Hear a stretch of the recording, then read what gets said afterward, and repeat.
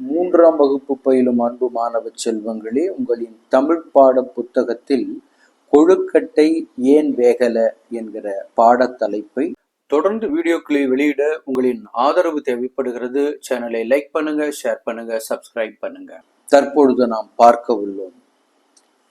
இதில் கொடுக்கப்பட்ட பாடலை முதற்கண் நாம பார்க்கலாம். இது கேள்வி பதில் முறையிலே அமைந்திருக்கிறது. ஒருவர் வினா தொடுக்க இன்னொருவர் பதில் கூறுவது போல் இது அமைந்துள்ளது. பாடலை பார்க்கலாம். கொழுக்கட்டை கொழுக்கட்டை ஏன் வேகல, அடுப்பு எரியல நான் வேகல, அடுப்பே அடுப்பே ஏன் எரியல, மழை பெஞ்சுது நான் எரியல, மழையே மழையே ஏன் பெஞ்ச, புல்லு வளர நான் பெஞ்ச, புல்லே புல்லே ஏன் வளர்ந்த, மாடு தின்ன நான் வளர்ந்தேன், மாடே மாடே ஏன் தின்ன, பாலு சுரக்க நான் தின்னேன், பாலே பாலே ஏன் சுரந்த, குழந்தை அழுதது நான் சுரந்தேன், குழந்தையே குழந்தையே ஏன் அழுத, எறும்பு கடிச்சது நான் அழுத, எறும்பே எறும்பே ஏன் கடிச்ச, ஏன் புத்துக்குள்ள கைய விட்டா நான் சும்மா இருப்பேனா என்கிற இந்த பாடலை இப்பொழுது நாம் பார்த்திருக்கிறோம். இந்த பாடலை மீண்டும் மீண்டும் படித்து பார்க்கிற போது சொல்லினுடைய உச்சரிப்பு என்ன என்பதை நாம் தெரிந்து கொள்வதோடு இந்த வினாவிடை முறையையும் ஒரு பாடல் வடிவிலே நாம் தெரிந்து கொண்டவர்களாக ஆவோம். இதன் மூலம் மொழி புலமை அதிகரிக்கும். கொழுக்கட்டை ஏன் வேகல என்கிற பாடப்பகுதிக்கான பொருளை இப்பொழுது நாம் பார்க்கலாம். கொழுக்கட்டை கொழுக்கட்டை ஏன் வேகல, அடுப்பு எரியல நான் வேகல. இந்த உலகத்தில் நடைபெறக்கூடிய ஒவ்வொரு செயலுக்கும் ஒரு காரணம் இருக்கிறது. கேள்வி கேட்டால்தான் அந்த காரணத்திற்கான பதிலை நாம் அறிந்து கொள்ள முடியும். கேள்வி கேட்காவிட்டால் அதற்கான காரணத்தை நாம் கடைசி வரை தெரிந்து கொள்ள முடியாது. அது நம்முடைய யூகத்தின் அடிப்படையிலேயே அமைந்துவிடும். யாரேனும் ஏதேனும் கூறினால் அதையே நாம் நம்பும்படியாக ஆகிவிடும். ஆகவே நடக்கக்கூடிய ஒவ்வொரு செயலையும் கேள்வியாக எழுப்புகிற போது அதற்கு சரியான காரணத்தை நம்மால் பெற முடியும் என்பதை இந்த பாடலானது நமக்கு உணர்த்துகிறது. இந்த கொழுக்கட்டை என்ன வடிவத்தில் இருக்கும்?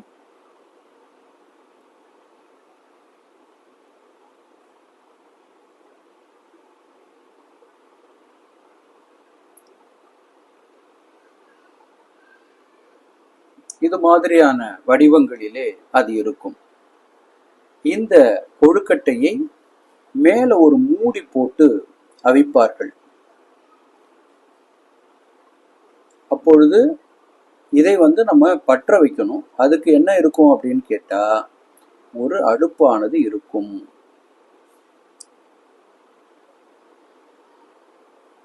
அந்த அடுப்புல விறகெல்லாம் வைத்து நாம் பற்ற வைக்க வேண்டும். இப்படி பற்ற வைத்தோம் அப்படின்னு சொன்னா இது மேல ஒரு மூடி வரும். அந்த மூடிய போட்டு மூடிடுவாங்க. மூடிவிட்டால் வேகும். பின்னர் அதை எடுத்து உண்ணலாம். இங்கே கேட்குறாங்க, கொழுக்கட்டை கொழுக்கட்டை ஏன் வேகலை? கொழுக்கட்டையை பார்த்து கேட்குறாங்க. கொழுக்கட்டை வேகாம இருக்கு, கொழுக்கட்டையே நீ ஏன் வேகலை? அடுப்பு எரியல நான் வேகலை அப்படின்னு சொல்லுது. அப்புறம் அடுப்பு பார்த்து கேட்குறாங்க, அடுப்பே அடுப்பே ஏன் எரியல? மழை பெய்தது அதனால் நான் எரியவில்லை என்று அது கூறுகிறது. மழை பெஞ்சது நான் எரியல அப்படின்னு சொல்லி அந்த அடுப்பானது கூறுகிறது. மழைய பார்த்து கேட்கிறாங்க, மழையே மழையே ஏன் பெஞ்ச? மழை சொல்லுது, மழையே மழையே ஏன் பெஞ்ச? மழை சொல்லுகிறது, புல்லு வளர நான் பெஞ்சேன். புல்லே புல்லே ஏன் வளர்ந்த? மாடு தின்ன நான் வளர்ந்தேன். காரணம் இருக்கிறது பாருங்கள். மாடே மாடே ஏன் தின்ன, பாலு சுரக்க நான் தின்ன என்று மாடு கூறுகிறது. பாலே ஏன் சுரந்த, குழந்தை அழுதது நான் சுரந்தேன் என்று பால் கூறுகிறது. குழந்தையே குழந்தையே ஏன் அழுத, எறும்பு கடிச்சது நான் அழுதேன் என்று குழந்தை கூறுகிறது. ஏன் கடிச்ச என்று கேட்கிற போது எறும்பு கூறுகிறது, என் புத்துக்குள்ள கையை விட்டா நான் சும்மா இருப்பேனா என்று கூறுகிறது. அப்போ இந்த குழந்தைகளுக்கு விழிப்புணர்வையும் நாம சொல்லிக் கொடுக்க வேண்டிய ஒரு பாடலாக இது இருக்கிறது. புற்று மாதிரியான இடங்களிலே கைவிட்டால் எறும்பு இருக்கலாம், சில வேளைகளில் பாம்பு கூட இருக்கலாம். ஆகவே அத்தகைய இடங்களிலே நாம் கையை விடக்கூடாது என்கிற விழிப்புணர்வையும் இந்த பாடல் ஏற்படுத்துவதாக. சிந்தித்து பேசலாமா, பேசுவது போன்றே எழுதுவோமா, எழுதுவது போன்றே பேசுவோமா என்பது குறித்து கலந்துரையாடுங்கள். நாம் பேசுவது போன்றே எழுதுவது சிறந்ததா, எழுதுவது போன்றே பேசுவது சிறந்ததா என்று பார்க்கிற போது, பேசுவது போன்றே எழுத ஆரம்பித்தால் என்னவாகும்? ஒரு மொழியை பேசக்கூடிய மக்கள் பல இடங்களிலே பிரிந்து வாழ்வார்கள், பல்வேறு இடங்களிலே வாழ்வார்கள். அப்படி வாழக்கூடிய அந்த மக்கள் பேசுகிற அனைத்தையும் நாம் எழுத ஆரம்பித்தால் ஒவ்வொன்றும் ஒவ்வொரு மாதிரியாக இருக்கும். அது குழப்பத்தை விளைவிக்கும். எடுத்துக்காட்டாக, அவனை இழுத்து கொண்டு வாருங்கள் என்று சொல்லக்கூடிய ஒரு சொற்றொடரை ஒரு பகுதியில் இருக்கக்கூடிய மக்கள் அவனை இழுத்துக்கிட்டு வாங்க என்று கூறலாம், அவனை ஈர்த்துக்கிட்டு வாங்க என்று கூறலாம். இன்னொரு பக்கத்தில் வாழக்கூடிய மக்கள் அவனை இஸ்துகின்னு வாங்க என்று கூறலாம். இப்படி பல்வேறு முறைகளில் உச்சரிக்கப்பட்ட அதை அப்படியே எழுதினால் மொழியில் குழப்பம் ஏற்படும். ஆகவே எழுதுவது போன்றே அனைவரும் பேச ஆரம்பித்தால் அது இலக்கண முறைப்படியும் இருக்கும், மொழியும் சிதையாது, மாறாது, அனைவருக்கும் ஒன்று போல புரியும். ஆகவே எழுதுவது போன்றே பேசுவதுதான் மொழியை காப்பாற்றுவதற்கும் அந்த சொற்களை காப்பாற்றுவதற்கும் பொருளை தெளிவாக புரிந்து கொள்வதற்கும் உதவும் என்பதை நாம் பார்க்கிறோம். என் மேடை என் பேச்சு. அனைவருக்கும் வணக்கம். என் வீட்டில் எனக்கு பிடித்தவை தஞ்சாவூர் பொம்மைதான். என் வீட்டின் அலமாரியில் வைக்கப்பட்டுள்ள அந்த பொம்மையை எத்தனை முறை உருட்டி விட்டாலும் அது நேராக நின்றுவிடும், எத்தனை முறை சாய்த்து விட்டாலும் அது நேராக நின்றுவிடும். அது ஒரு பொம்மையாக இருந்தாலும் கூட எனக்கு அது உயிருள்ள ஒரு பொருளாகவே தெரிகிறது. என் வீட்டில், ஆகவே சொல்கிறேன், என் வீட்டில் எனக்கு பிடித்தது தஞ்சாவூர் பொம்மைதான். நன்றி, வணக்கம். பாடலில் இருமுறை வந்த சொற்களை எடுத்து எழுதுவேன். இங்கே மாடே மாடே என்று வந்துவிட்டது. அதற்கு அடுத்ததாக நாம் இங்கே பார்க்கிறோம். இது என்னது? இது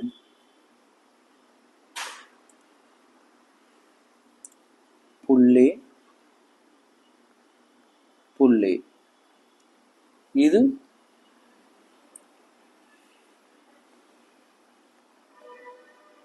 குழந்தையே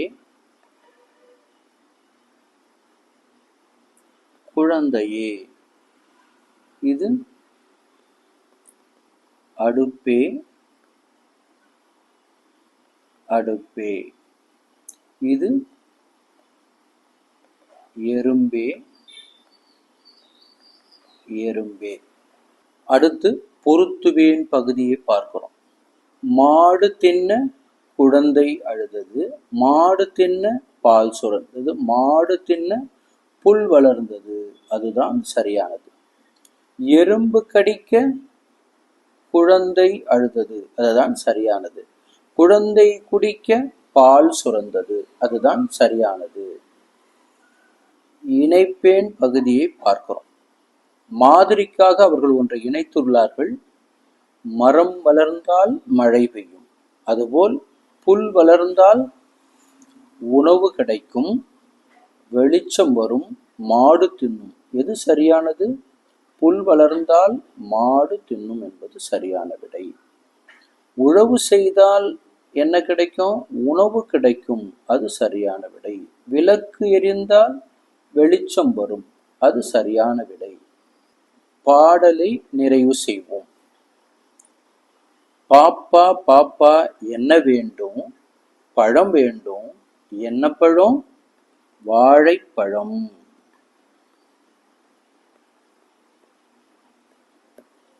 என்ன வாழை? பச்சை வாழை. என்ன பச்சை? மா பச்சை. என்னம்மா? அம்மா. இடமிருந்தும் வலமிருந்தும் படித்து பார்ப்போம், விடுபட்டதை நிரப்புவோம். இங்கே இந்த முதல் வட்டத்தில் இருக்கக்கூடிய சொற்களை பார்க்கிறோம். இடமிருந்து வலமாகவும் வலமிருந்து இடமாகவும் எப்படி படித்தாலும் இங்க இருக்கக்கூடிய எல்லா சொற்களும் ஒரே உச்சரிப்பை தருகிறது. கற்க, கூடகு கூடகு, மா மா மா மா, மாரு மா மாரு மா, தே டா தே, தே டா தே, கை ரே கை, கை ரே கை, மே ல தா ள மே, மேள தாளமே. இங்கிருந்து படிக்கிறோம். மே ல தா ள மே, மேள தாளமே. ஓ இங்க பார்க்கிறோம். மா டு ஓ டு மா, மா டு ஓ டு மா, மாடு ஓடுமா. இரண்டு புறமும் அப்படியே வருகிறது பொருள். தேரு தேரு, வரு தே, தேரு வருதே.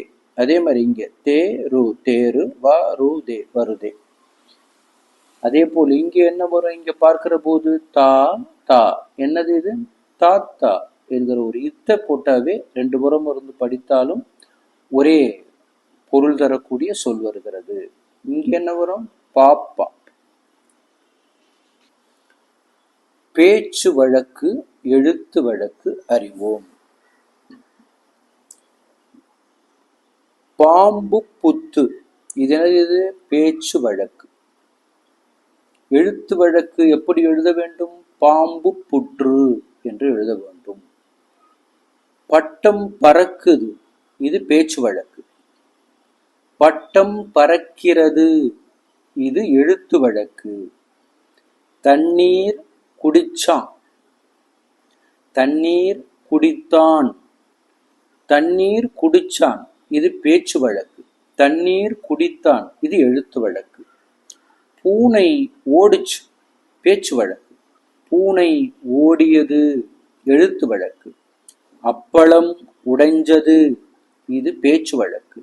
அப்பளம் உடைந்தது, இது எழுத்து வழக்கு. கை வலிச்சுது, பேச்சு வழக்கு. கை வலித்தது, எழுத்து வழக்கு. பொருத்துவேன் பகுதி. இங்கே என்ன கொடுத்துருக்காங்க, இந்த பக்கம் என்ன கொடுத்துருக்காங்க அப்படின்னு சொன்னா பேச்சு வழக்கை கொடுத்துருக்குறாங்க. பேச்சு வழக்கு. இந்த பக்கம் என்ன கொடுத்துருக்காங்க? எழுத்து வழக்கு. பேச்சு வழக்கு. வேகல, பெஞ்சுது, எரியல, புல்லு. இங்கே பார்க்கிற போது எழுத்து வழக்கு கொடுத்துருக்காங்க. பெய்தது, வேகவில்லை, புல் எரியவில்லை. இதை சரியான பேச்சு வழக்கை எழுத்து வழக்கோடு பொருத்த வேண்டும். வேகல, இது எப்படி சொல்லலாம்? வேகவில்லை. பெஞ்சுது பெய்தது. எரியல. எப்படி எழுத்து வழக்கு? எரியவில்லை. புல்லு. எழுத்து வழக்கு என்ன? புல். இது வண்ணமிட்டு மகிழ்வேன் பகுதி. இப்பொழுது இங்கே கொடுக்கப்பட்டுள்ள இந்த பூச்சிகளுக்கு, புழுக்களுக்கு என்னென்ன வண்ணங்களை அளிக்கலாம் என்பதை நாம பார்க்கலாம். இங்க என்னெல்லாம் கொடுத்துருக்காங்க? முதல்ல தும்பி கொடுத்துருக்குறாங்க, வண்ணத்து பூச்சி கொடுத்துருக்காங்க, தேனி கொடுத்துருக்குறாங்க,